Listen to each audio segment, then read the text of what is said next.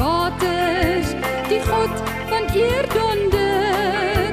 Die Here is op die groot waters, die stem van die Here is met krag. Die stem van die Here is met heerlikheid, die stem van die Here breek seders. Ja, die Here breek die seders van die Libanon, en hy laat hom opspring soos 'n kalf. Die Libanon en Sirion soos 'n jong buffel. Die stem van die Here slaan daar vuurvlamme uit. Die stem van die Here laat woestyne beef. Die Here laat woestyne van Kades beef.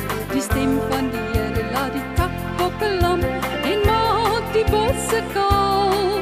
Maar in sy paleis sê elkeen heerlikheid. Die Here het gesit oor die watervloed. Ja, die Here sit as koning tot in ewigheid. Die Here sal sy volk sterkte gee. Die Here sal sy volk seën met vrede, en hy laat hom opspring soos 'n kalf.